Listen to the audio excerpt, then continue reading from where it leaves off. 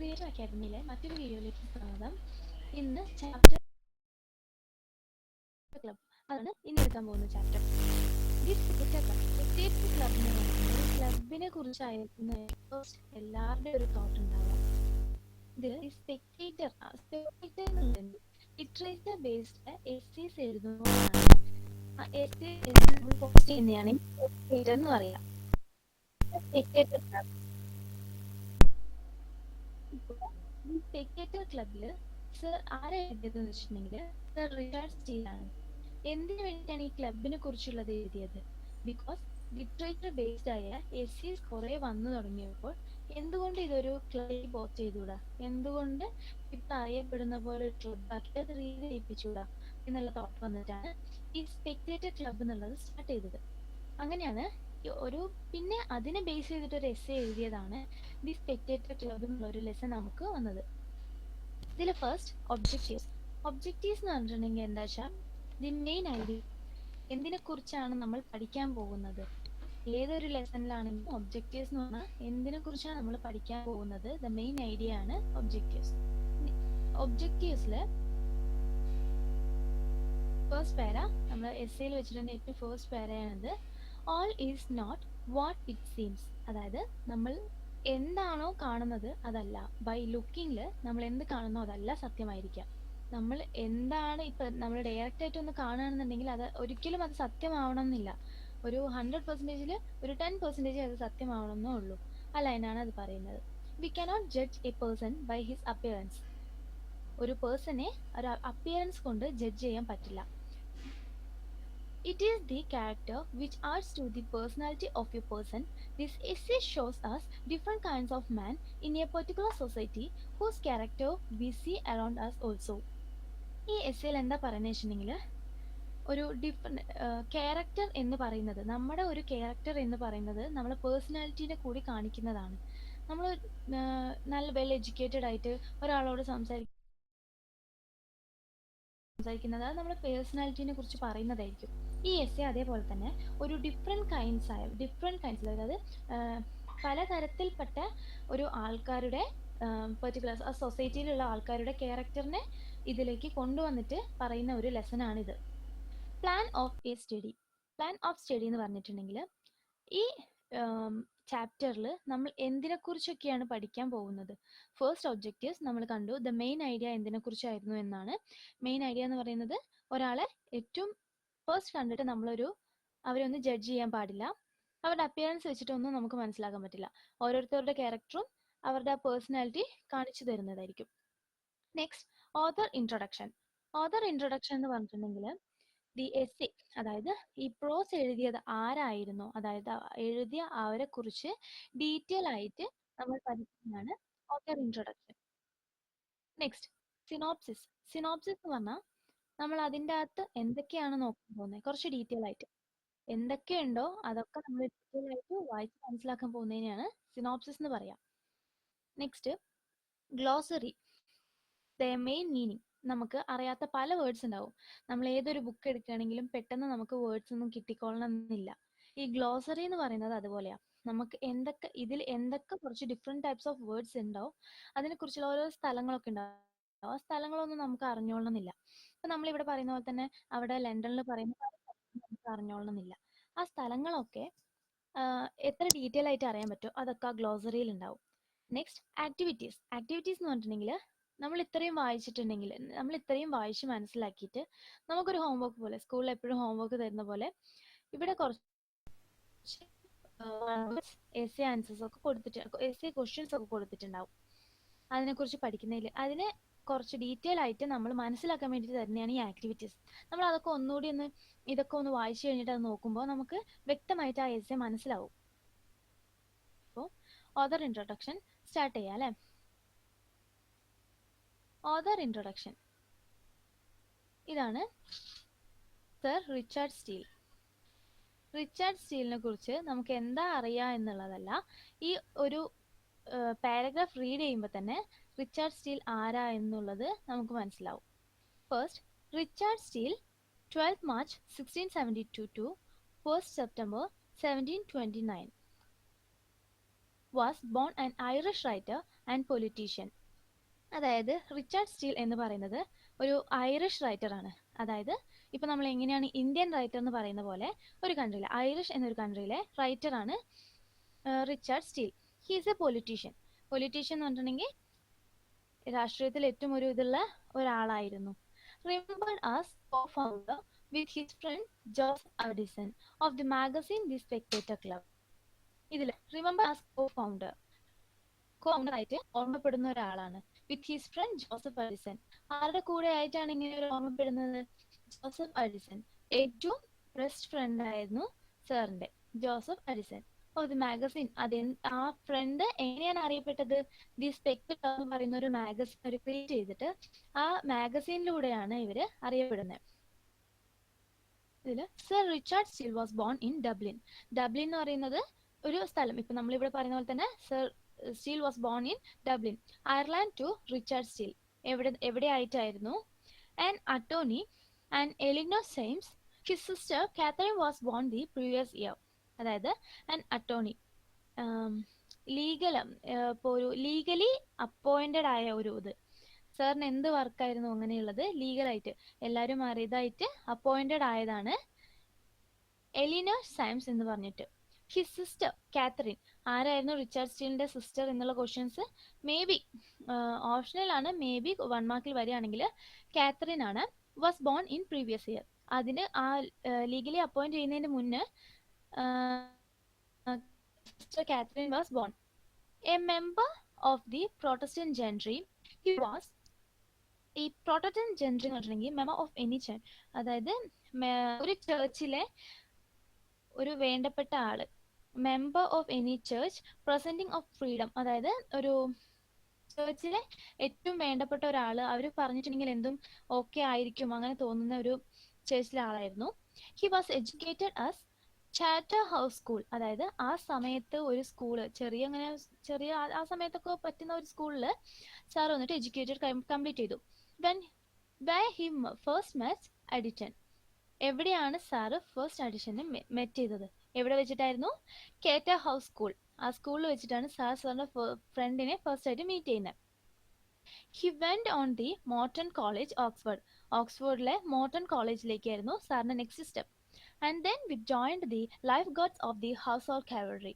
അത് കഴിഞ്ഞിട്ട് സാർ എവിടെ ജോയിൻ ചെയ്തു? Life Guards of the Household cavalry. He disliked British Army life and his first published work, The Christian Hero.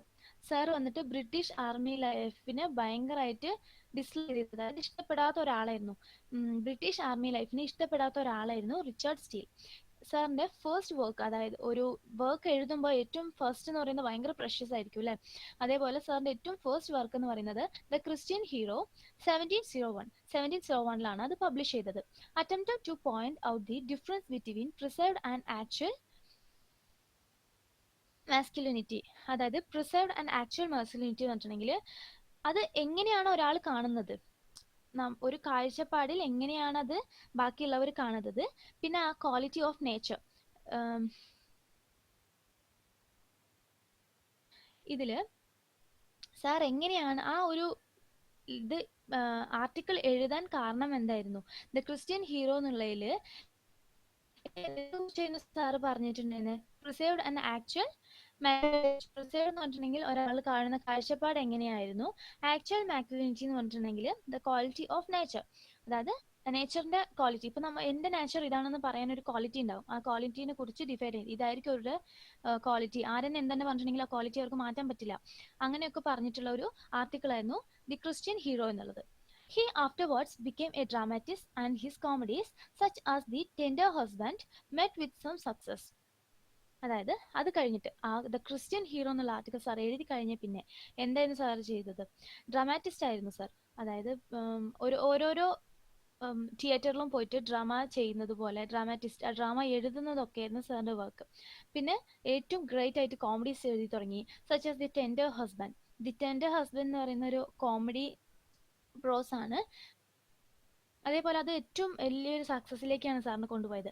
In 1706 he was appointed to a position in the household of Prince George of Denmark. 1706 ഈ the Christian hero പിന്നെ comedies the tender husband ഒക്കെ എഴുതി കഴിഞ്ഞ് 3 years കഴിഞ്ഞിട്ട് സാറിന് ഒരു അപ്പോയിൻമെന്റ് കിട്ടുകയാണ് the household of Prince George of Denmark എന്ന് പറഞ്ഞ സ്ഥലത്ത്. Consort of Anne to Great Britain. എവിടെ വെച്ചിട്ടായിരുന്നു? ആൻഡ് ഒരു ഗ്രേറ്റ് ബ്രിട്ടൻ എന്ന് പറഞ്ഞ ആ ആൻഡ് ആ ഒരു സ്ഥലത്ത് സാറിന് അപ്പോയിന്റ് കിട്ടി.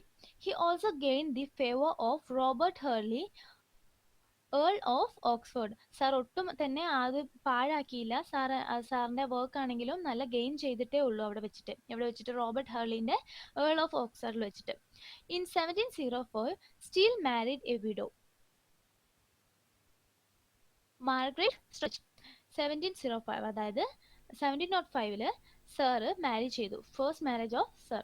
ഇതിൽ സാറ് 4 മാരേജ് ചെയ്യുന്നുണ്ട്. അതിൽ first marriage A widow. Widow എന്ന് പറഞ്ഞിട്ടുണ്ടെങ്കിൽ ഹസ്ബൻഡ് മരിച്ച പിന്നെയുള്ള ഒരു ലേഡീനെ മാരേജ് ചെയ്യുന്നതാണ് ഈ വിഡോ എന്ന് പറയുന്നത്.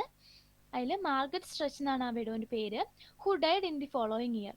അൺഫോർച്ചുനേറ്റ്ലി സാർ മാരേജ് ചെയ്ത നെക്സ്റ്റ് ഇയർ തന്നെ മാർഗരറ്റ് സ്ട്രെച്ച് വന്നിട്ട് മരിക്കാനിടയായി. After her funeral he met his second wife at ആ ഫസ്റ്റ് വൈഫ് മരിക്കുന്ന ആ ഫ്യൂണറൽ തന്നെ ഹിസ് സെക്കൻഡ് വൈഫിനെ സാർ മീറ്റ് ചെയ്തു. ആ മാമിന്റെ പേരായിരുന്നു Mary Scurlock, whom he nicknamed Puri and married in 1707. ഈ മാരി ഷെർലോക്കിനെ സാർ എന്തെന്നായിരുന്നു വിളിച്ചിട്ടുണ്ടായിരുന്നെങ്കിൽ Prue and married in 1707. In the course of their courtship and marriage, he wrote over 400 letters to her. സാറിന്റെ ആ ഒരു റിലേഷൻഷിപ്പിൽ സാറ് 400 ലെറ്റേഴ്സ് എഴുതിയിട്ടുണ്ട് ആ മാമിന്. ആർക്കായിരുന്നു? മാരി ഷെർലോക്കിന്. They were a devoted couple, അതായത് ഏറ്റവും ഒരു ക്യൂട്ടായ കപ്പിൾസ് ആയിരുന്നു. Their correspondence still being regarded as one of the best illustrations of a happy marriage but their relationship was stormy. അതായത് ഒരു ക്ലിയർ ക്ലാരിഫിക്കേഷൻ ഇതായിരിക്കും റിലേഷൻഷിപ്പ് എന്നുള്ളതിനൊരു ഹാപ്പി മാരീഡ് ലൈഫ് ആയിരുന്നു എന്നുള്ളതിനൊരു ക്ലിയർ ക്ലാരിഫിക്കേഷൻ തരുമ്പോൾ തന്നെ അൺഫോർച്ചുനേറ്റ്ലി ഹാർഡായിട്ട് അവരുടെ ആ റിലേഷൻഷിപ്പ് നിൽക്കുമായിരുന്നു.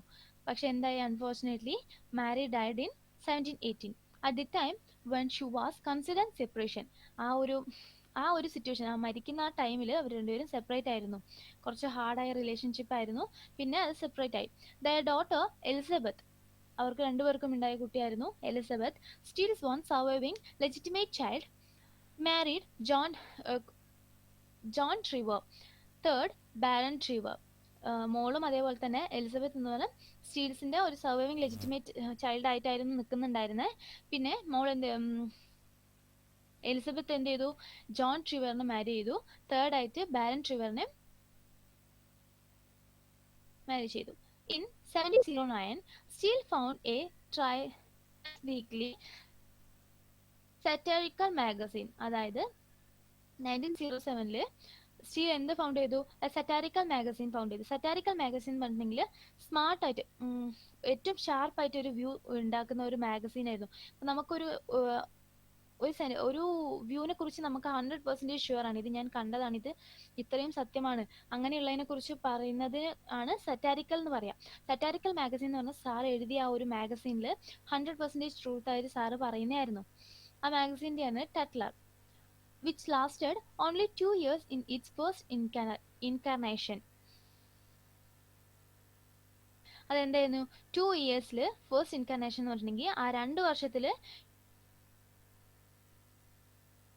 രണ്ട് വർഷത്തിൽ തന്നെ ഏറ്റവും പ്യോർ ആയിട്ടുള്ള ഇൻകാർനേഷൻ എന്ന് പറഞ്ഞിട്ടുണ്ടെങ്കിൽ വിച്ച് ഹ്യൂമാനിറ്റി ഇൻ ക്രിസ്ത്യനിറ്റി, അതായത് ആ ഒരു ക്രിസ്ത്യനിറ്റിയിൽ ബേസ് ചെയ്തിട്ട് വരുന്ന 2 വർഷത്തിൽ തന്നെ ഫസ്റ്റ് ആയിട്ട് സാർ അത് എഴുതി. Addison was a frequent contributor following the dismiss of a Tatler the 2 men found the Spectator. ഈ ഒരു കണ്ടീഷനിൽ പോയോണ്ടിരിക്കുമ്പോൾ 2 men, ദി സ്പെക്ടേറ്ററിൽ 2 men സാറ് ഫൈൻഡ് ചെയ്തു. The member of Whig Kit Cat Club, first കണ്ട ആളെ എന്തായിരുന്നു? Member of Whig Kit Cat Club. Steele became a member of Parliament of United Kingdom in 1730. Soon after, ഇതൊക്കെ one by one നടക്കുമ്പോഴും Steele became a member of Parliament of a United Kingdom. United കിങ്ഡമിലെ ഒരു മെമ്പറായി, ആ പാർലമെന്റിലെ ഒരു മെമ്പറായി steel എപ്പോൾ? 1713. But was soon expelled for issuing a pamphlet in favor of Hanoverian secession. പെട്ടെന്ന് തന്നെ എന്ത് ചെയ്തു? എക്സ്പെൽഡ് ചെയ്തു. അതിന്ന് ലീവ് ആവേണ്ടി വന്നു. എന്ത് വെച്ചിട്ടുണ്ടെങ്കിൽ ആ പാമ്പറ്റിൻ ഫേവർ കുറച്ചൊരിടത്ത് ഫേവർ ആയിട്ടുള്ള സസഷൻ ഒക്കെ വന്നപ്പോൾ സാറിന് അതിൽ നിന്ന് ലീവ് ആവേണ്ടി വന്നു. When George one of great Britain came to the throne in the following year, Steele was tightened and given responsibility for the Theatre Royal. ഇത് കഴിഞ്ഞിട്ട് ഗ്രേറ്റ് ബ്രിട്ടൻ ആ ജോർജ് വൺ എന്ന് പറയുന്നത് ബ്രിട്ടനിലെ ഒരു ഏറ്റവും വലിയ ആളായിരുന്നു. സാറ് ഫോളോയിങ് ഇയറിൽ തന്നെ സാറിന് ഒരു ബിഗ് റെസ്പോൺസിബിലിറ്റി, അതായത് ഒരു ഹാർഡ് റെസ്പോൺസിബിലിറ്റി, ഒരു ട്രസ്റ്റബിൾ ആയിട്ട് ഒരു റെസ്പോൺസിബിലിറ്റി കൊടുത്തു. എവിടെയായിരുന്നു കൊടുത്തു വെച്ചിട്ടുണ്ടെങ്കിൽ തിയേറ്റർ റോയൽ എന്ന് പറഞ്ഞ ഒരു സ്ഥലത്ത്, ഡ്യൂറി ലൈൻ, ലണ്ടൻ. ഇവിടെയാണ് സാർ ഒരു റെസ്പോൺസിബിലിറ്റി, അതൊരു വർക്ക് കൊടുത്തത്. However he felt out with Addison and with the administration over the peerage bill. അതായത് അഡിഷൻ എന്ന് പറയുന്നത് സാറിന്റെ ഫ്രണ്ട് എവിടെയായിരുന്നു ഉണ്ടായിരുന്നത്, ഓവർ ദി പ്രിയേജ് ബില്ലിൽ, അടുത്തടുത്ത് തന്നെ സാറിന്റെ ഫ്രണ്ടും സാറുമായിട്ട് ഉണ്ടായിരുന്നു. And retire to his wife homeland of വേവ്ലേഴ്സ് where he spend the remainder of his life. പെട്ടെന്ന് തന്നെ ഇങ്ങനെ ലൈഫ് പോയോണ്ടിരിക്കുമ്പോൾ തന്നെ സാറ് റിട്ടയർഡ് ആയി സാറിന്റെ വൈഫിന്റെ കൂടെ ഹോംലാൻഡ് ഓഫ് വൈൽസിൽ നിന്നു. Where he spend the remainder of his life, എവിടെയാണ് സാറിന്റെ ബാക്കി ജീവിതങ്ങൾ സ്പെൻഡ് ചെയ്തത്. Still remained in Carmarthen after Mary's death. അതായത് സ്റ്റിൽ റിമൈൻഡ് ഇൻ കാർമാത്തൻ എന്ന് പറയുന്ന സ്ഥലമാണ്. മാരീന്റെ മരണം കഴിഞ്ഞ പിന്നെ സാറ് ഫുള്ളും കാർമാത്തൻ എന്ന് പറഞ്ഞൊരു സ്ഥലത്തായിരുന്നു. And he was buried there. Same അവിടെ തന്നെ സാറിനെ മരിച്ച് പിന്നെ മറവ് ചെയ്യുകയും ചെയ്തു. At Saint Peter's Church. എവിടെയായിരുന്നു? സെന്റ് പീറ്റേഴ്സ് ചർച്ചിലാണ് മറവ് ചെയ്തത്. During restoration of the church in 2000. അതായത് ആ ചർച്ചിലെ റീസ്റ്റോറേഷൻ എന്ന് പറയുമ്പോൾ ചർച്ചിലെ പഴയ കാര്യങ്ങളൊക്കെ ഇങ്ങോട്ട് എടുക്കുമ്പോൾ his skull was discovered in a lead casket. അതായത് സാറിന്റെ സ്കല്ല് ഡിസ്കവർ ചെയ്യപ്പെട്ടു എന്നാണ് പറയുന്നത്. Having previously been accidentally disinterred during 1870s അത് സാറിൻ്റെ തന്നെയാണെന്നുള്ളത് അവര് കൺഫേം ചെയ്തു. ആക്സിഡന്റലി കിട്ടിയ ഒരു ഇതായിരുന്നു, പക്ഷെ അത് വെച്ചിട്ട് സാർ അത് ആ ചർച്ചിലുള്ള സെന്റ് പീറ്റേഴ്സ്ബർഗ് എന്ന് പറഞ്ഞ ചർച്ചിലുള്ള എല്ലാവരും അത് സർ റിച്ചാർഡ് സ്റ്റീലിന്റെ ആണെന്നുള്ളത് കൺഫേം ചെയ്തു. നെക്സ്റ്റ് സിനോപ്സിസ് എന്ന് പറഞ്ഞിട്ടുണ്ടെങ്കിൽ ഞാൻ പറഞ്ഞിട്ടുണ്ടായിരുന്നു എന്താണ് ആ തീമിലുള്ളത്, അത് കുറച്ച് ഡീറ്റെയിൽ ആയിട്ട് പഠിക്കുന്നതാണ് സിനോപ്സിസ്. ഇതെന്തായിരുന്നു ഡീറ്റെയിൽ ആയിട്ട് എന്ന് വെച്ചിട്ടുണ്ടെങ്കിൽ നമ്മൾ ഫസ്റ്റ് തീമിൽ നിന്ന് മനസ്സിലാക്കിയിരുന്നു, ഒബ്ജക്റ്റീവിൽ നിന്ന് മനസ്സിലാക്കിയിരുന്നു. ഒരാളുടെ ഇന്നർ അപ്പിയറൻസ് അല്ല കാരണം നമ്മൾ വ്യക്തമായിട്ട് കാണാനുള്ള കാഴ്ചകൾ കുറെ ഉണ്ട്. പിന്നെ ഡിഫറെന്റ് കൈൻഡ്സ് ഓഫ്, അതായത് ഒരാളെ കുറിച്ച് അല്ലെങ്കിൽ പലതരപ്പെട്ട ആൾക്കാരെ കുറിച്ച് പറയുന്ന ഒരു പ്രോസ് ആണ് ഇത്. ഫസ്റ്റ് സർ റോജർ ആരായിരുന്നു? സിനോപ്സിസിലെ ഏറ്റവും first member sir Roger. The Spectator ക്ലബിലെ ദ മെയിൻ മെമ്പേഴ്സിൽ ഒരാളാണ് sir Roger. The first member of the Spectator club is sir Roger de Coverley. Sir റോജറിന്റെ റിയൽ നെയിം എന്താണ്? Sir Roger de Coverley. A baronet of ancient descent. A baronet of ancient descent. A judge of the quorum. അതായത് a baronet of ancient descent എന്ന് പറഞ്ഞിട്ടുണ്ടെങ്കിൽ അയാൾ എന്താണ് work? ഇപ്പൊ നമ്മൾ പറയുന്ന as a lawyer, as a teacher അങ്ങനെ പറയുന്ന പോലെ ബോറോനറ്റ് ഓഫ് ആൻഷ്യന്റ് ഡീസന്റിലായിരുന്നു. A justice of quorum. ഒരു സെലക്ടഡ് പീപ്പിളിന്റെ കൂടെ അതല്ലെങ്കിൽ സെലക്ടഡ് ഗ്രൂപ്പിന്റെ കൂടെ സാറ് ഭയങ്കര ഡീപ്പായിരുന്നു, ജസ്റ്റിസ് ആയി നിൽക്കും. അങ്ങനെ തർക്കം കൂടെ സെലക്ടഡ് പീപ്പിൾസിന്റെ കൂടെ മാത്രം. എ കൺഫോംഡ് ബാച്ചിലർ, അതായത് സാർ ഒരു ബാച്ചിലർ ആയിരുന്നു. A man of single behaviour എന്ന് പറഞ്ഞിട്ടുണ്ടെങ്കിൽ ആൾക്ക് ഒറ്റ ഒരു ക്യാരക്ടറേ ഉള്ളൂ, സിംഗിൾ ആയിട്ട് ബിഹേവ് ചെയ്തിട്ട് എന്താ തോന്നുന്നത് അത് പറഞ്ഞിട്ട് പോകുന്നത്. A great lover of mankind, അതായത് ഹ്യൂമാനിറ്റി. മാൻകൈൻഡ് എന്ന് പറഞ്ഞിട്ടുണ്ടെങ്കിൽ നല്ല ഹ്യൂമാനിറ്റി ഉള്ളവർക്ക് ഏറ്റവും വലിയ സപ്പോർട്ട് കൊടുക്കുന്ന ആളായിരുന്നു sir Roger de Coverley. And one who is popular both with men and with women. ഇതില് ആരായിരുന്നു എല്ലാവർക്കും അറിയപ്പെടുന്ന, അതായത് ഒരു മെന്നിനാണെങ്കിലും വുമനിലാണെങ്കിലും ആ ക്ലബിലുള്ള എല്ലാവർക്കും അറിയപ്പെടുന്ന ഒരാളായിരുന്നു sir Roger de Coverley. Because sir great ഒരു എന്താ പറയാ സിംഗിൾ ബിഹേവിയർ ആണ്, എന്താ തോന്നുന്നത് അത് പറയുന്ന ഒരാളായിരുന്നു. ഗ്രേറ്റ് ലവർ ഓഫ് മാൻകൈൻഡ്, അതായത് നല്ല ഒരു കാര്യങ്ങൾ കണ്ടിട്ടുണ്ടെങ്കിൽ സാറിന് ഭയങ്കര ഇഷ്ടപ്പെടും, അങ്ങനെ സാറ് പോയി സംസാരിക്കും, അങ്ങനെ എല്ലാവർക്കും അറിയപ്പെടുന്ന ഒരു പോപ്പുലർ മാൻ ആയിരുന്നു sir Roger de Coverley.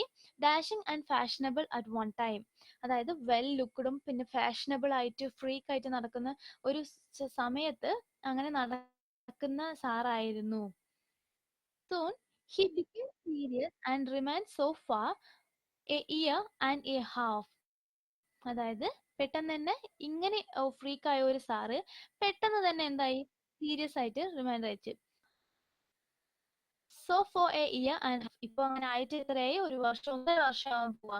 After he had been crossed in the beautiful window of the next county to his. പെട്ടെന്ന് തന്നെ സാർ ആ ക്ലബിൽ തന്നെ ഒരു ബ്യൂട്ടിഫുൾ വിഡോ, അതായത് വിഡോ എന്ന് പറഞ്ഞിട്ടുണ്ടെങ്കിൽ ഞാൻ പറഞ്ഞിട്ടുണ്ടായിരുന്നു ഓൾറെഡി മാരീഡ് ആയിട്ട് ദി അതർ വൺ ഡെഡ്. അവരെയാണ് ലേഡി, അങ്ങനെയുള്ള ഒരു ലേഡീനെ വിഡോ എന്ന് പറയുന്നത്. അവര് തമ്മിലൊരു ലവ് ആയി, സാറിന് ഒരു ലവ് അട്രാക്ഷൻ ഫീൽ ആയി. He is now in his 56 year. Sir ഇപ്പോ ഒരു സാറിന്റെ ഏജ് വന്നിട്ട് 56 ആണ്. പക്ഷെ ആ ഒരു ആണെങ്കിലും cheerful guy and happy, though rather indifferent to his flaws, as he continues to wear a coat and doublet of the same cut that were in fashion at the time of his disappointment in love. എന്താണ് sir വന്നിട്ട് അപ്പൊ എങ്ങനെയായിരുന്നു അതേപോലെ 56ലും cheerful ആയിട്ട് ഒരു good heart man ആയിട്ടാണ് ഇരിക്കുന്നത്. Rather indifferent to his clothes. ഒരു മാറ്റവും ആ ക്ലോത്ത്സിൽ സാർ വരുത്തിയിട്ടില്ല. ആദ്യം എങ്ങനെയായിരുന്നു ഉണ്ടായിരുന്നത് അതേപോലെ തന്നെ ഒരു കോട്ടൊക്കെ വിയർ ചെയ്തിട്ട് ഡബ്ലറ്റ് സെയിം സ്റ്റൈലൊക്കെ ആയിട്ട് സെയിം കട്ട് ഫാഷനബിൾ ആയിട്ട് തന്നെ നടന്നിട്ടുണ്ടായിരുന്നത്. അത് തന്നെയായിരുന്നു സാറിന്റെ ഡിസപ്പോയിന്റ്, അതായത് ലവ് പോകാനുള്ള ലോസ് ചെയ്യാനുള്ള കാരണവും അത് തന്നെയായിരുന്നു എന്നാണ്. ദി നെക്സ്റ്റ് പേഴ്സൺ, രണ്ടാമത്തെ പേഴ്സൺ ആരാന്ന് വെച്ചിട്ടുണ്ടെങ്കിൽ ദി ടെംപ്ലർ. ടെംപ്ലർ എന്ന് വെച്ചിട്ടുണ്ടെങ്കിൽ ഒരു നെയിം ആണ്. റോജർ ഡി കവർലെ പറയുന്ന പോലെ ദി ടെംപ്ലർ എന്ന് പറയുന്നത് ഒരു നെയിം ആണ്. The gentleman next in esteem in the club is another bachelor, a lawyer who is more interested in the stage in the law of the land.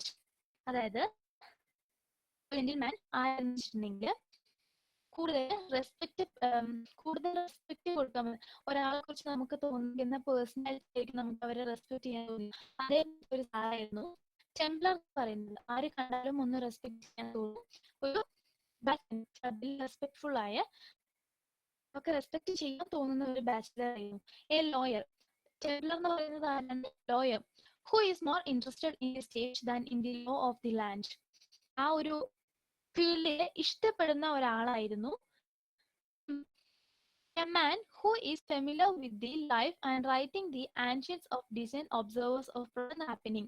കൂടുതൽ ആരായിരുന്നു?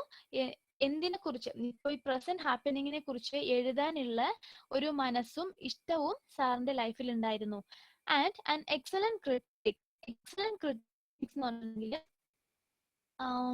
സാറിന്റെ profession ആയിട്ട്, അതായത് സാർ ഒരു ലോയർ ആണെന്ന് പറഞ്ഞു, ആ പ്രൊഫഷൻ ആയിട്ട് എപ്പോഴും ഇടയ്ക്കിടയ്ക്ക്, അതായത് എപ്പോഴും എന്ന് പറഞ്ഞിട്ടുണ്ടെങ്കിൽ ഇടയ്ക്കിടയ്ക്ക് ഇങ്ങനെ ബിസി ആയിക്കൊണ്ടേ ഇരിക്കും.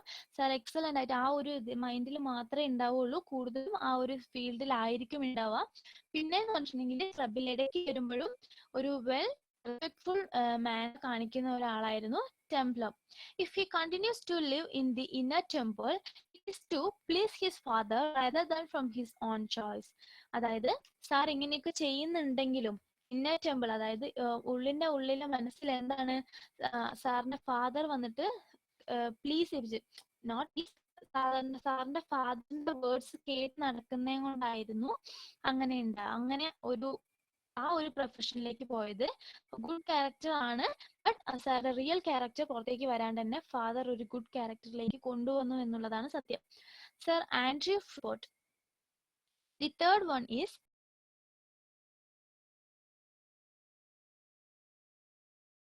Eminent merchant. എമിനന്റ് മെർച്ചന്റ് എന്ന് പറഞ്ഞിട്ടുണ്ടെങ്കിൽ സാർ വന്നിട്ട് ഒരു ചന്ത ഒക്കെ പറയില്ലേ, അവിടെ മെർച്ചന്റ് ആയിട്ട് വർക്ക് ചെയ്യായിരുന്നു, തൊഴിലാളി. who has made his fortune himself. എങ്ങനെയാണ് സാറിന്റെ വിധി തെരഞ്ഞെടുത്തു, സാറിന്റെ ഒരു ഇഷ്ടപ്പെട്ട ഒരു ജോബ് തെരഞ്ഞെടുത്തു. Great believer in industry and hard work, well acquainted with commerce in all its part. Sir എന്താണ്, ഒരു ഗ്രേറ്റ് ബിലീവർ, ഇൻഡസ്ട്രിയിൽ വന്നിട്ടുണ്ടെങ്കിൽ ഒരു ഹാർഡ് വർക്കും ഇൻഡസ്ട്രി ഫീൽഡിലാണ് എന്നുണ്ടെങ്കിൽ കൺഫേം ആയിട്ട് സക്സസ് കിട്ടും എന്നുള്ള ഒരാളായിരുന്നു. ഒരു കൊമേഴ്സ്, അതായത് കൊമേഴ്സിനെ കുറിച്ചുള്ള എല്ലാ നോളേജും, എല്ലാ പാർട്സിലും കൊമേഴ്സിനെ കുറിച്ചുള്ള വെൽ നോളേജ് സാറിന് ഉണ്ടായിരുന്നു. He is of the view that Britain can grow more powerful by extending her trade than by the use of arms. Sir എന്താ പറയുന്നത്? The Britain can grow more powerful by extending her trade. അതായത് ബ്രിട്ടനില് കൂടുതൽ powerful ആയിട്ട് extend ചെയ്യാൻ പറ്റുന്ന use of by arms. സാറിന്റെ ആ words ബാക്കിയുള്ളവർക്ക്, ബ്രിട്ടനിലുള്ളവർക്ക് കൂടുതൽ പവർഫുൾ ആയിട്ട് യൂസ് ചെയ്യാൻ പറ്റുന്നത് എന്തുകൊണ്ടാണ്? സാറിന്റെ ഒരു ഹാർഡ് വർക്ക് കൊണ്ട് മാത്രമാണെന്നാണ് സാർ പറയുന്നത്. He abounds in frugal maxim one such being a penny got. ഇവിടെ സാർ എന്താ പറയുന്നത് വെച്ചിട്ടുണ്ടെങ്കിൽ, സാറിന്റെ ഫേവറേറ്റ് കോട്ട്, സാർ എപ്പോഴും ബിലീവ് ചെയ്യുന്ന a penny saved is a penny got. നമ്മൾ വൺസ് ഒന്ന് സേവ് ചെയ്തിട്ടുണ്ടെങ്കിൽ അതെന്തായാലും നമുക്ക് ലൈഫ് ലോങ് അതൊരു ഏറ്റവും വലിയൊരു ബെനിഫിറ്റ് ആയിരിക്കും. ഇപ്പൊ നമുക്ക് ആദ്യങ്ങൾ എല്ലാവരും പറയുമല്ലോ, നമ്മൾ ചെറുതായിട്ട് ഒന്ന് സേവ് ചെയ്യുന്ന എന്ത് കാര്യമാണെങ്കിലും നമുക്കത് പിന്നീട് യൂസ്ഫുൾ ആയിരിക്കും. അപ്പൊ അതൊരു മണി ആണെങ്കിലും ശരി, മന്ത്ലി വൺസ് നമ്മൾ സേവ് ചെയ്തോണെങ്കിൽ പെട്ടെന്ന് എന്തെങ്കിലും ഒരു ആവശ്യം വന്നിട്ടുണ്ടെങ്കിൽ നമുക്ക് അത് യൂസ് ചെയ്യാൻ പറ്റും. അതേപോലെയാണ് സർ ആൻഡ്രൂ ഫ്രീപോർട്ട് പറയുന്നത്, ഹാർഡ് വർക്കും ബിലീവ് ഉണ്ടെങ്കിൽ എന്തായാലും നമുക്ക് സക്സസ്ഫുൾ ആവാൻ പറ്റും എന്നുള്ളതാണ്. Next, the fourth one, captain Sentry. Captain Sentry എന്നുള്ളതാണ് ദ ക്ലബിലെ fourth member. An intelligent, courageous and modest man owns a small estate and is courageous എന്ന് പറഞ്ഞിട്ടുണ്ടെങ്കിൽ ആൻഡ് ഇന്റലിജന്റ് എന്ന് പറഞ്ഞാൽ ഏറ്റവും പെർഫെക്റ്റ് ആയ ഒരാൾ. ഇന്റലിജന്റ്, വെൽ ലേൺഡ്, പിന്നെ കറേജിയസ്, ഹാർഡ് ആൻഡ് ബോൾഡ്. എങ്ങനെ പറയാം, ബ്രേവ്, കൂടുതലും ബ്രേവ് ആയിട്ട് ബോൾഡ് ആയിട്ട് എന്ത് വേണമെങ്കിലും നമുക്ക് എതിർത്തുന്നല്ല, സത്യമാണ് എന്നുണ്ടെങ്കിൽ നമുക്ക് ധൈര്യത്തിൽ പറയാൻ പറ്റുന്ന ഒരാളായിരിക്കും. And modest man of a small estate. ഒരു മോഡസ്റ്റ് മാൻ ആണ് ഓൺ എ സ്മോൾ എസ്റ്റേറ്റ്. അതായത് ആ ഒരു ഇതില് സാറിന് ഭയങ്കര ഒരു ബോൾഡും ബ്രേവും ഒക്കെ കാണാൻ പറ്റും. Be said next heir to Sir Roger. Sir Roger കഴിഞ്ഞിട്ട് ആരായിരിക്കും എന്നുണ്ടെങ്കിൽ അത് ക്യാപ്റ്റൻ സെൻട്രി ആണ് എന്നാണ് പറയുന്നത്. He left the military profession partly because he found nobody in the army could rise by merit alone. സെൻട്രിയിൽ ഒരു പ്രൊഫഷണലിസ്റ്റ് ആയിരുന്നു, പക്ഷേ സാറ് പെട്ടെന്ന് തന്നെ അതിന് ലെഫ്റ്റ് ആയി വന്നു. ബിക്കോസ് എന്തുകൊണ്ട്? Nobody in the army could rise by merit alone. ആ ആർമിയിൽ ആരും തന്നെ മെറിറ്റിൽ റൈസ് ഒറ്റയ്ക്കൊന്ന് ഉയർന്നു വരാൻ പാടില്ല എന്നുള്ള ഒരു കണ്ടീഷൻസ് ഉണ്ടായിരുന്നു. He has learn that in order to rise in the army one must assert one claim and that one must also win the favor of one superior. ഒരാളുടെ ഉയർച്ച കണ്ട ഒരാളുടെ ഒരു താഴ്വാണ് എന്നുണ്ടെങ്കിൽ അത് അങ്ങനത്തെ ഒരു ഉയർച്ച സാറിന് വേണ്ട എന്നുള്ളൊരു രീതിക്ക് ആ ബ്രിട്ടൻ മിലിറ്ററിയിൽ നിന്ന് സാറ് ലീവ് ചെയ്തു. He is a man of honesty and frank nature. Man of honesty. സത്യമുള്ള ഒരാളാണ്. എന്തിനെ കുറിച്ചാണെങ്കിലും സത്യത്തോട് കൂടിയിരിക്കും. അതാണ് courageous. ബ്രേവ് ആയിട്ട് ബോൾഡ് ആയിട്ട് പറയുന്ന ഒരാളാണ്. ബ്രേവ് ആയിട്ട് ബോൾഡ് ആയിട്ട് എന്തുകൊണ്ടാണ് പറയുന്നത്? സത്യമാണ് എന്നുള്ളത് ഉറപ്പുള്ളത് കൊണ്ട്. He is a man of honesty and frank nature. എന്തുണ്ടെങ്കിലും വെട്ടി തുറന്ന് പറയുന്ന ഒരു നേച്ചർ ആയിരുന്നു ക്യാപ്റ്റൻ സെൻട്രി എന്ന് പറയുന്നത്. Next, Will Honeycomb. Will Honeycomb is a favorite character for me. അതായത് വിൽ ഹണികോം എന്ന് പറയുന്ന ഒരു ഇൻട്രസ്റ്റിംഗ് ക്യാരക്ടർ ആണ് ഇതില്. അഞ്ചാമത്തത് Will Honeycomb. Advanced in years does not look old. സാറിന് നല്ല വയസ്സുണ്ടെങ്കിലും സാറിന് വന്നിട്ട് ആ ഒരു ഓൾഡ് ലുക്ക് കാണിക്കില്ല. He is very ready with the kind of talk that please womens. അതായത് സാർ എന്ത് സംസാരിക്കുന്നോ അതിൽ കൂടുതലും ലേഡീസ് ഒക്കെ ഫ്ലാറ്റ് ആയി പോകും. അതായത് കൂടുതലും ഒരു അങ്ങനെ ഒരു പഞ്ചാര വാക്കുകളിലൂടെ, സാറിന്റെ ഒരു സ്വീറ്റ് വോയിസിലൂടെ എല്ലാ വുമൻസും ഒരു ഫ്ലാറ്റ് ആയി ഈസിലി ഫ്രണ്ട്ഷിപ്പ് ആകാൻ പറ്റുന്ന ഒരു ക്യാരക്ടർ ആയിരുന്നു സാറിന്റെ. He knows all about women's fashions. സാറിന് എത്ര ഏജ് ആണെങ്കിലും ആ ഏജ് ഒന്നും കാണിക്കില്ല, പക്ഷെ വുമൻസിന്റെ എല്ലാ ഫാഷൻസും, അപ്ഡേറ്റ് ആവുന്ന ഓരോരോ ഫാഷൻസും വിൽ ഹണികോമിന് അറിയാൻ പറ്റുന്നതാണ്. He has always been a gallant man. എന്ന് പറഞ്ഞിട്ടുണ്ടെങ്കിൽ ആ യങ്ങും ആ ഫാഷനബിൾ ലുക്കൊക്കെ സാറിന് ഇപ്പോഴുണ്ട്. എത്ര ഏജ് ആയിട്ടുണ്ടെങ്കിലും ആ യങ് ആൻഡ് ആ ഫാഷനബിൾ ലുക്ക് സാറിന്റെ മുഖത്ത് എപ്പോഴും ഉണ്ടാകും. Where women are not concerned and honestly worthy man. വുമൻസിന് ആ സ്വീറ്റ് വോയിസിൽ കറക്റ്റ് ആയിട്ട് പിക്കപ്പ് ചെയ്യും സാർ ഇങ്ങനെയാണ് എന്നുള്ളത്. പക്ഷെ സാറിന്റെ ഒരു ബാക്ക് സൈഡ് ഉള്ളതൊന്നും നോക്കാണ്ട് തന്നെ സാർ ഇത്രയും ഇതാണ്, ഹോണസ്റ്റിയാണ്, ട്രൂത്ത്ഫുൾ ആയ ഒരു വർത്തി മാൻ, ഒരു വേണ്ട ആളാണ് എന്നുള്ള ഒരു മൈൻഡ് സെറ്റിലേക്ക് വരുത്തും എന്നുള്ളതാണ്. ദി ക്ലർജി മാൻ എന്ന് പറയുന്നത് സിക്സ്ത് ദ സ്പെക്ടേറ്റർ ക്ലബിലെ സിക്സ്ത് പേഴ്സൺ ആരാണ്? The clergyman. Clergyman is a philosophic individual of general learning, great sanctity of life.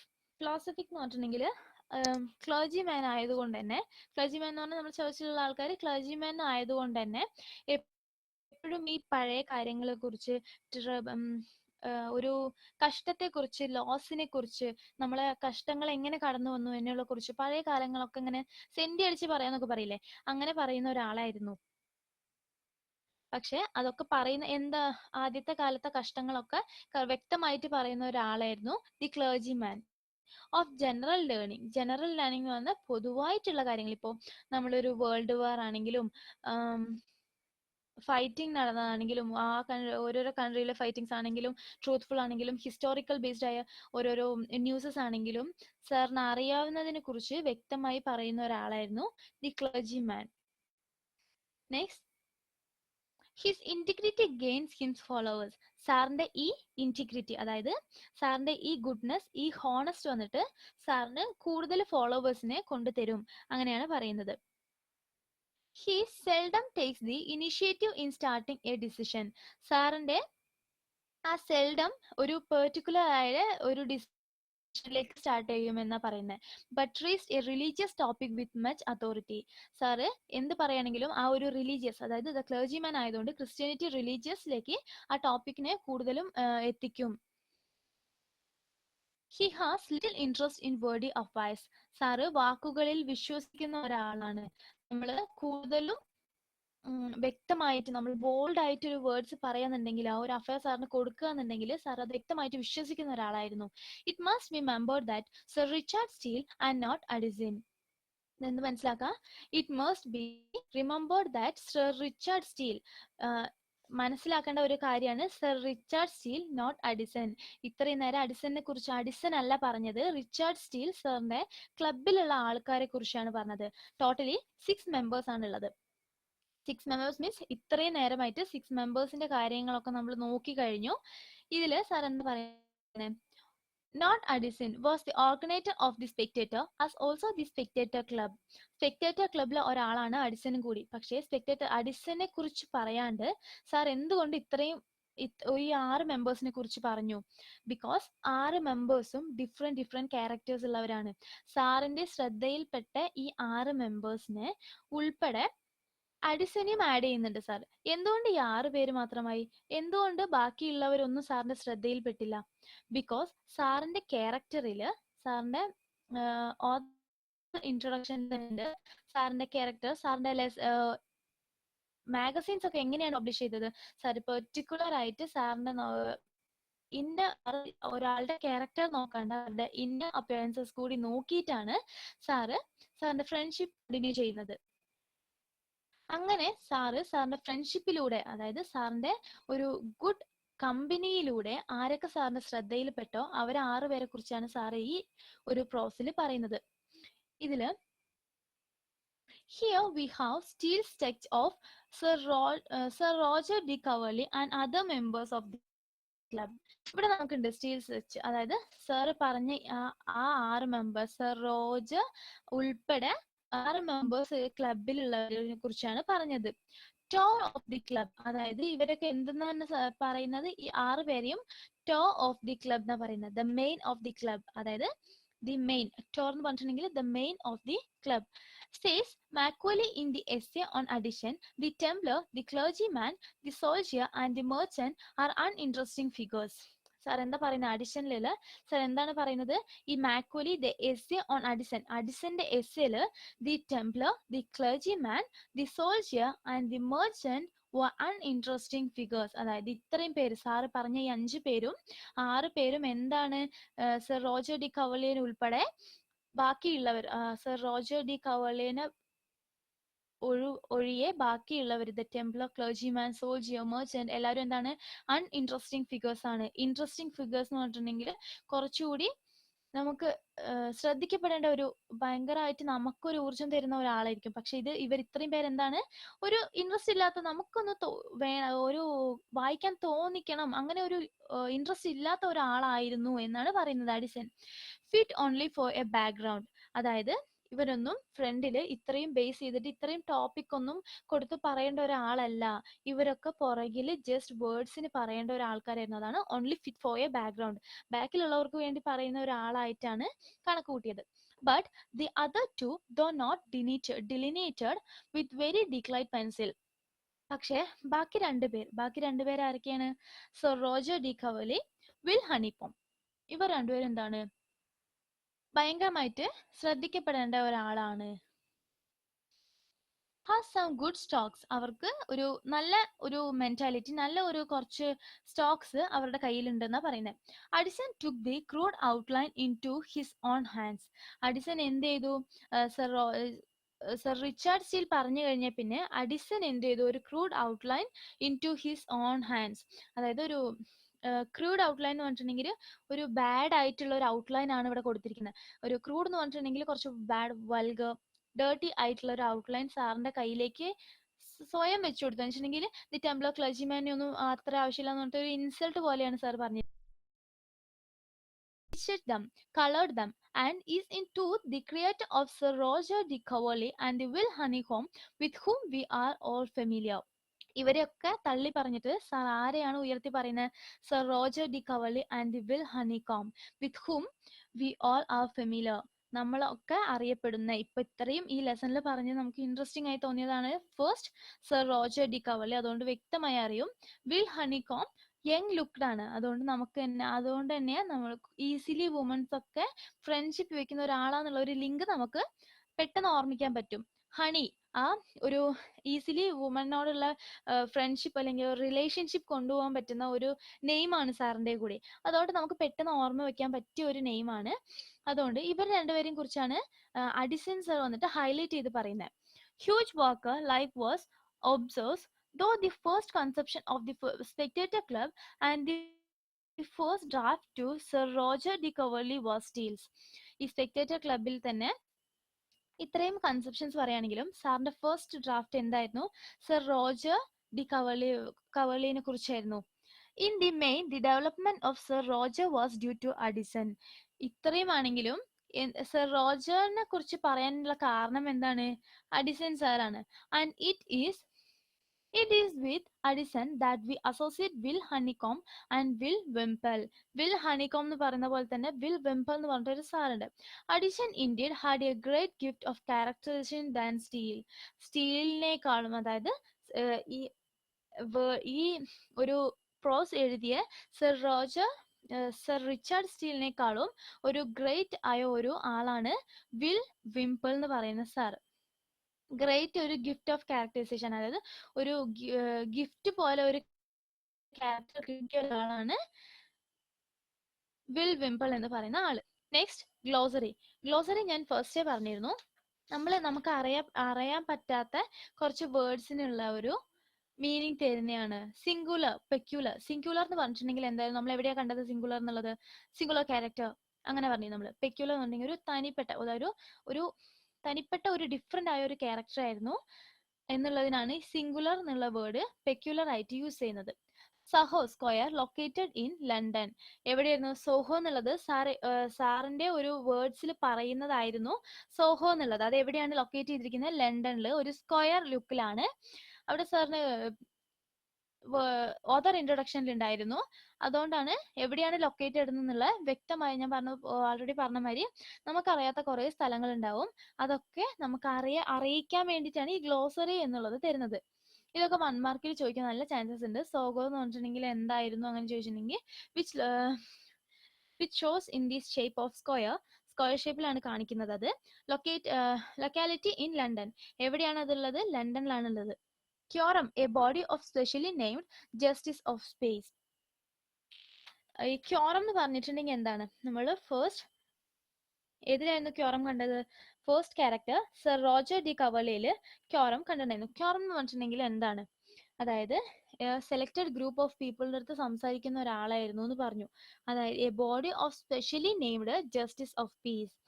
ആ ഒരു സെലക്റ്റഡ് ഗ്രൂപ്പിലെ പീപ്പിളിന്റെ അടുത്ത് കഴിഞ്ഞിട്ട് ആ ഒരു ഇത്ര ആൾക്കാർക്ക് ജസ്റ്റിസ് ചെയ്തിട്ട് എന്തായിരിക്കും നമുക്ക് കിട്ടുക? നമ്മളിപ്പോ ഇങ്ങനെ നല്ലൊരു വഴക്കുണ്ടാക്കും, എന്നിട്ട് നമുക്ക് എന്തായിരിക്കും തരിക? പീസ്. അതേപോലെ തന്നെ ഇവിടെ സ്പെഷ്യലി അവരുടെ അടുത്ത് നല്ല ജസ്റ്റിസ് ആക്കിയിട്ട് ജസ്റ്റിസ് ഓഫ് പീസ് നേടുകയാണ്. Inner temple, the word lockout. Inner Temple എന്ന് പറയുന്നത് നമ്മൾ എവിടെയാ കണ്ടത്? ദി ടെംപ്ലറില് സാർ എന്തുകൊണ്ടാണ് ആ ഒരു ലോയർ സാറ് ലോയർ ആയിരുന്നു. എന്തുകൊണ്ട്? ഫോഴ്സ്ഫുള്ളി ലോയർ ആയി എന്ന് പറഞ്ഞു. ആ ഒരു ഇന്നർ ടെമ്പിൾ എങ്ങനെ വന്നു? The English law court. എവിടെയായിരുന്നു sir lawyer? The English law court. English law കോർട്ടിലെ ഇന്നർ ടെമ്പിൾ. ഇവിടെ എങ്ങനെയാ ഹൈക്കോർട്ട് എന്ന് പറയുന്നത്, അതേപോലെ ഇംഗ്ലീഷ് ലോ കോർട്ടിലെ ഇന്നർ ടെമ്പിൾ എന്ന് പറഞ്ഞ സ്ഥലത്താണ് സാർ വർക്ക് ചെയ്യുന്നുണ്ടായിരുന്നത്. The park, Hyde Park in London. The park എന്ന് പറയുന്നത് എവിടെയായിരുന്നു? Hyde Park in London, venue of public meeting. ഇവിടെ ഇപ്പൊ നമ്മൾ എങ്ങനെ പബ്ലിക് മീറ്റിംഗ് എന്ന് പറഞ്ഞിട്ടുണ്ടെങ്കിൽ നമ്മൾ എവിടെയായിരിക്കും വെക്കുക? ഒരു കമ്മ്യൂണിറ്റി ഹാൾ, ഒരു തിയേറ്റർ, അങ്ങനെയുള്ള സ്ഥലത്ത് വെക്കുന്ന പോലെ തന്നെ ഇവിടെ ഇവർ മെയിൻ ആയിട്ട് ഒരു മീറ്റിംഗ് വെക്കുന്നത് എവിടെയായിരുന്നു? സ്പെക്ടേറ്റർ ക്ലബിലാണെങ്കിലും ഒരു മീറ്റിംഗ് വെക്കുന്ന എവിടെയായിരുന്നു? The park, Hyde Park in London, venue of public meeting. Public meeting എന്ന് പറഞ്ഞിട്ടുണ്ടെങ്കിൽ പബ്ലിക്സ് ഒക്കെ മീറ്റ് ചെയ്യുന്ന ഒരു സ്ഥലത്ത് വെക്കുന്ന ഒരു ഒരു ഒരു വെന്യൂ, ഒരു സ്ഥലമായിരുന്നു ഹൈഡ് പാർക്ക് എന്ന് പറയുന്നത്. അത് എവിടെയായിരുന്നു? ലണ്ടനിലായിരുന്നു. Master minds behind. Master minds ബിഹൈൻഡിൽ എന്താണ്? Lord Rochester. ലോർഡ് റോച്ചെസ്റ്റർ ആരായിരുന്നു? Second earl of Rochester, a poet of some merit. അതായത് ലോർഡ് റോച്ചെസ്റ്റർ ആരായിരുന്നു എന്നുള്ളതാണ് ഫസ്റ്റ് ലോർഡ് റോച്ചെസ്റ്ററിൽ പറയുന്നത്. ജോർജ് എത്തർജ്. ജോർജ് എത്തർജ് ആരായിരുന്നു? An English dramatist of a restoration period. അതായത് ആ റിസ്റ്റോറേഷൻ പീരിയഡിൽ ഇംഗ്ലീഷ് ഡ്രാമാറ്റിസ്റ്റ് ആയിരുന്നു George Etherege. Bully Dawson, name of notorious bully of the period. അതായത് ആ ഒരു ഹെവി പീരിയഡിൽ, അതായത് ഒരു ഹാർഡ് പീരിയഡിലെ ഒരു നട്ടോറിയസ് എന്ന് പറഞ്ഞിട്ടുണ്ടെങ്കിൽ ആ ഒരു ഹെവി ആയ ഒരു എന്താ പറയുക, നമുക്ക് തന്നെ ഒരു ഇത്രയൊരു ഇറസ്പെക്ട്ഫുൾ ആയ ഒരാള്, അങ്ങനെ ഒരു ബാഡ് ഇംപ്രഷൻ തോന്നിക്കുന്ന ഒരു ആളുടെ ആ ഒരു ഫീൽഡിലുള്ളപ്പോഴായിരുന്നു അങ്ങനെ പറയുന്നതിനാണ്. ആ ഒരു ഫീൽഡ്, ആ ആളുടെ പേരെന്തായിരുന്നു? ബള്ളി ഡാവ്സം. അരിസ്റ്റോട്ടിലിനെ കുറിച്ച് ഇവിടെ എന്തിലാണ് പറയുന്നത്? സാറിന്റെ ഫിലോസഫർ റൈറ്ററിലാണ്. Famous scholar and philosopher and ancient Greece, author of Politics. ആരായിരുന്നു? അരിസ്റ്റോട്ടിൽ ആരായിരുന്നു? Famous scholar and philosopher of ancient Greek. Ancient ഗ്രീക്കിനെ കുറിച്ച് അറിയാവുന്ന വ്യക്തമായിട്ടുള്ള കാര്യങ്ങൾ എഴുതുന്ന ഒരാളായിരുന്നു അരിസ്റ്റോട്ടിൽ. Author of Politics. പൊളിറ്റിക്സിന്റെ ഓഥർ ആരായിരുന്നു? Aristotle. Longinus, rhetorian of ancient Greece, author of On the Sublime. rhetorian of ancient Greece. ancient Greekന്റെ rhetorician ആയിരുന്നു. author of On the Sublime. On the Sublime എന്ന് പറയുന്നതിന്റെ author ആയിരുന്നു. Littleton, a famous jurist of the 15th century. Jurist എന്ന് പറഞ്ഞിട്ടുണ്ടെങ്കിൽ ആ ഒരു famous ആയിട്ടുള്ള novels ഒക്കെ എഴുതുന്ന ഒരാളായിരുന്നു. ആരായിരുന്നു? Littleton. Coke, sir Edward Coke, a reputed English judge of the 16th ancient Rome. Coke എന്ന് പറയുന്നത് ആയിരുന്നു? കോക്ക് എന്ന് പറയുന്നവരുടെ ഡീപ് നെയിം, അതായത് actual name sir Edward Coke, a reputed English judge of the 16th ancient Rome. Demosthenes, a great orator of ancient Athens. Demosthenes എന്ന് പറയുന്നത് great orator of ancient Athens. Ancient Athens എന്ന് പറയുന്ന ആ ഒരു സ്ഥലത്ത് great orator, അതായത് great ആയിട്ട് സംസാരിക്കുന്ന, ബോൾഡ് ആയിട്ട്, ബ്രേവ് ആയിട്ട്, കറേജിയസ് ആയിട്ട് സംസാരിക്കുന്ന ഒരാളായിരുന്നു Demosthenes. Tully, orator and statesmen of ancient Rome. Tully എന്ന് പറയുന്ന ആള് ഒറേറ്റർ ആയിരുന്നു. ഒറേറ്റർ എന്ന് പറഞ്ഞാൽ നമ്മളൊരു സ്പീച്ച് ഒക്കെ കൊടുക്കുന്ന ഒരാളെയാണ് ഒറേറ്റർ എന്ന് പറയാം. Statesmen of ancient Rome. Ancient റോമിലെ ഒരു സ്റ്റേറ്റ്മെൻ ആയിരുന്നു. The Rose, London public house പാട്രണൈസ്ഡ്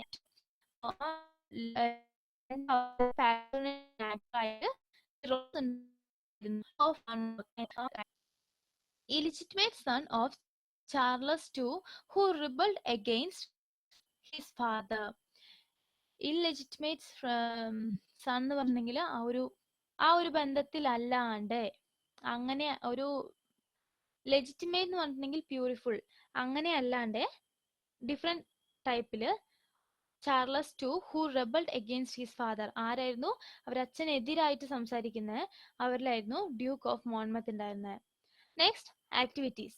ഈ ലെസൺ മനസ്സിലായിട്ട് ആക്ടിവിറ്റീസിൽ നമുക്ക് വായിക്കുമ്പോൾ തന്നെ ഫസ്റ്റ് കിട്ടുന്നത് ഒരു ആൻസേഴ്സ്, നമുക്ക് ജസ്റ്റ് അത് നോക്കാണ്ട് തന്നെ നമുക്ക് ഈ ആൻസേഴ്സ് ഒന്ന് ട്രൈ ചെയ്ത് നോക്കാം. ബിക്കോസ് ഈ ലെസൺസിൽ തന്നെ ഈസി ആയിട്ട് ഓരോരോ വേർഡ്സിലും ആരെങ്ങനെയായിരുന്നു എന്നുള്ളത് നമ്മൾ പറഞ്ഞിട്ടുണ്ടായിരുന്നു.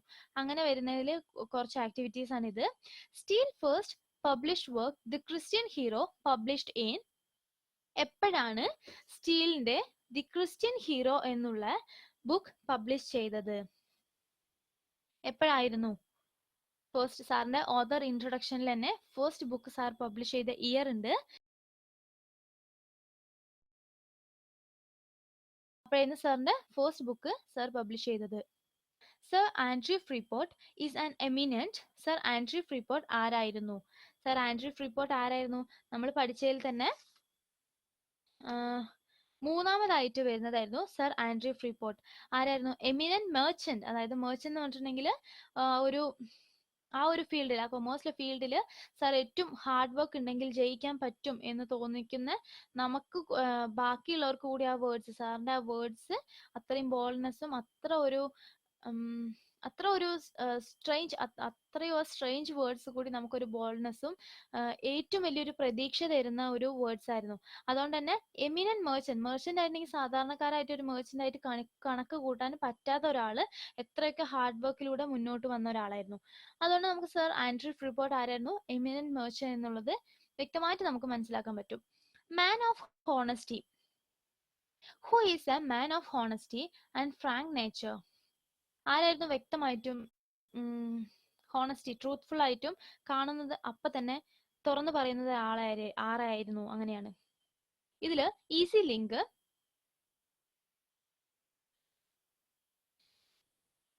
ആരായിരുന്നു? ഈസി ലിങ്കിൽ വെച്ചിട്ട് മനസ്സിലാക്കാൻ പറ്റുന്ന ക്യാപ്റ്റൻ സെൻട്രി. ക്യാപ്റ്റൻ സെൻട്രി ആണ്. സെന്റർ എന്നുണ്ട്. ദി ക്യാപ്റ്റൻ സെൻട്രി എങ്ങനെയാണ് ആ ഒരു ഹോണസ്റ്റി, അവന്റെ ഫ്രാങ്ക് നേച്ചറിലേക്ക് വരുന്നത്? നമുക്ക് എങ്ങനെ മനസ്സിലാക്കാം? സാറ് ട്രൂത്ത്ഫുൾ ആണ്. നോർമൽ ആയിട്ട് ഒരു ക്യാപ്റ്റൻ എന്ന് പറയുമ്പോൾ ആർമി മാൻ ആയിരിക്കും. ആ ഒരു ക്യാപ്റ്റൻ എന്നുള്ള നെയിം നമുക്ക് കൊടുക്കുന്നത് ആർക്കായിരിക്കും? ആർമി മാൻ. ആർമി മാൻ എന്തായിരിക്കും? ഭയങ്കര ട്രൂത്ത്ഫുൾ ആയിരിക്കും. ആർമി മാന് ഫ്രാങ്ക് ആയിട്ട് പറയുന്ന ഒരാൾ. കൂടുതലും നമുക്ക് ആർമി മാനെ കണ്ട ഒരു റെസ്പെക്ട്ഫുൾ ഒക്കെ തോന്നും. അപ്പൊ ഫ്രാങ്ക് ആൻഡ് നേച്ചർ, ഹോണസ്റ്റി എന്ന് പറയുമ്പോൾ ട്രൂത്ത്, റെസ്പെക്ട്ഫുൾ കമ്പൈൻ ചെയ്തിട്ട് ഹോണസ്റ്റി. മാൻ ഓഫ് ഹോണസ്റ്റി ആരായിരിക്കും? ക്യാപ്റ്റൻ സെൻട്രി ആണ്. അങ്ങനെ ഈസി ലിങ്ക് വെച്ചിട്ട് മനസ്സിലാക്കി എടുത്ത് പഠിക്കുകയാണെങ്കിൽ പെട്ടെന്ന് നമുക്കത് ഓർമ്മയിൽ നിൽക്കും എപ്പോഴും. Next, short answers. How did sir Roger de Coverley get his family name? Sir Roger de കവർലിക്ക് എങ്ങനെയാണ് സാറിന്റെ ഫാമിലി നെയിം കിട്ടിയത്? ബിക്കോസ് സാറിന്റെ സാറിന്റെ ആ പേര, ഫേമസ് വേർഡ്സിന്റെ ഒരു പേരയുണ്ട്. ഹിസ് ലൈഫ് ഓതർ ഇൻട്രൊഡക്ഷനിൽ കഴിഞ്ഞിട്ട് സർ റോജർ ഡി കവർലി ആരായിരുന്നു എന്ന് ഫസ്റ്റ് പാരഗ്രാഫിൽ ഉണ്ട്. സാർ എങ്ങനെയായിരുന്നു സാറിന്റെ ഫാമിലി? അതാണ് sir Roger de Coverley get his family name എന്നുള്ളത്. What was sir Roger's frequent remark about the cut of the doublet and coat he wrote? സർ റോജറിന്റെ frequent remark, അതായത് സാറിനെ കുറിച്ച് നമുക്ക് മനസ്സിലാക്കാനുള്ളത് എങ്ങനെയായിരുന്നു, എന്തൊക്കെയായിരുന്നു സാറിന് മനസ്സിലാക്കാനുള്ള ഒരു പോയിന്റ് നമുക്ക് തന്നിട്ടുണ്ടായിരുന്നത്? സർ റോജർ ഡി കവർലിന്റെ ഫേമസ് വേർഡ്സ് ഉണ്ടായിരുന്നു. അത് എഴുതിയാൽ തന്നെ ഷോർട്ട് ആൻസേഴ്സ് ആണ്. ആ ഒരു ഫേമസ് വേർഡ്സ് നമ്മൾ കുറച്ചുകൂടി ഡീറ്റെയിൽ ആയിട്ട് നമുക്ക് മനസ്സിലാക്കിയ രീതിയിൽ എഴുതിയിട്ടുണ്ടെങ്കിൽ അതാണ് answer. What was the arrangement which the philosophically inclined member of the club had made to satisfy his humoursome father? ഇതില് what was the arrangement which the philosophically inclined member of the club, എന്തൊരു arrangement ആണ് ആ ഒരു particular ക്ലബില്, member ആയ ഒരു ക്ലബില് ഒരു satisfaction കൊണ്ടുവന്നത് എന്നാണ് പറയുന്നത്. എന്താണ് കൊണ്ടുവന്നത്? നമുക്ക് ആ ഒരു സാറ്റിസ്ഫാക്ഷൻ, പിന്നെ ഫാദറിന്റെ കംപ്ലീഷൻ, ഹ്യൂമർസം ആയിട്ട് എന്താണ് നമുക്ക് വന്നത്? എന്തായിരുന്നു? The Templar.